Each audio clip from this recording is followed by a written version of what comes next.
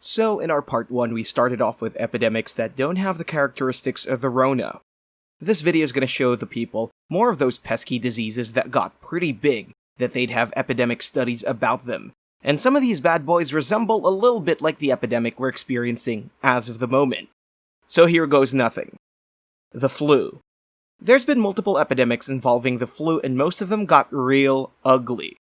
In the 20th century, there were 3 pandemics of flus that caused real massacres: Spanish, Asian, and Hong Kong. By the way, we shouldn't forget that the common seasonal flu causes more deaths than those attributed to coronavirus. Spanish flu. The H1N1 pandemic in 1918, or the Spanish flu, was named so because Spain was the only one actually reporting their death toll, which made their numbers much higher than other countries. To maintain morale during the times of war, other countries decided to censor their reports in regards to deaths. It is estimated that it took more than 50 million lives.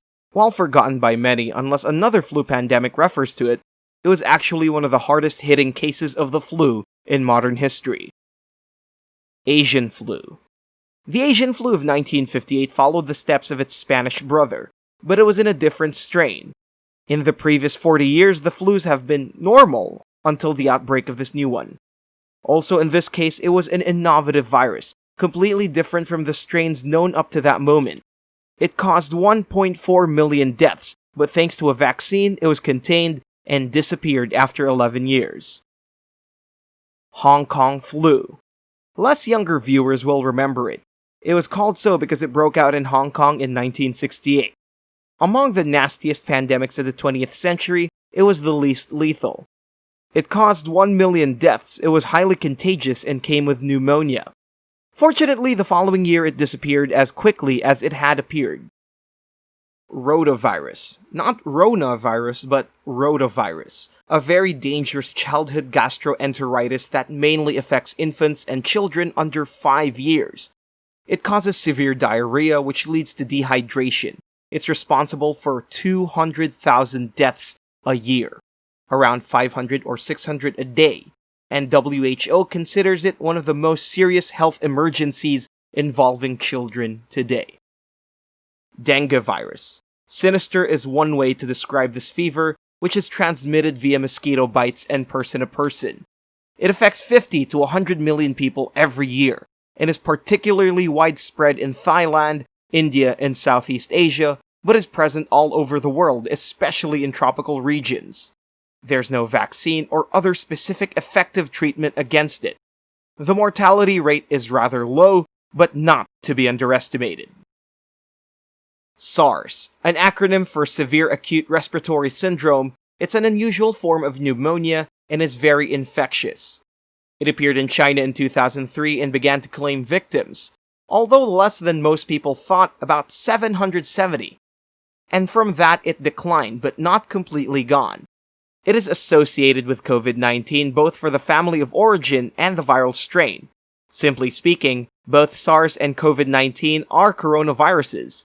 In fact, another name for COVID-19 is the sequel to the famous SARS, SARS-CoV-2. However, according to the WHO, COVID-19 is not as fatal as other coronaviruses such as SARS and MERS.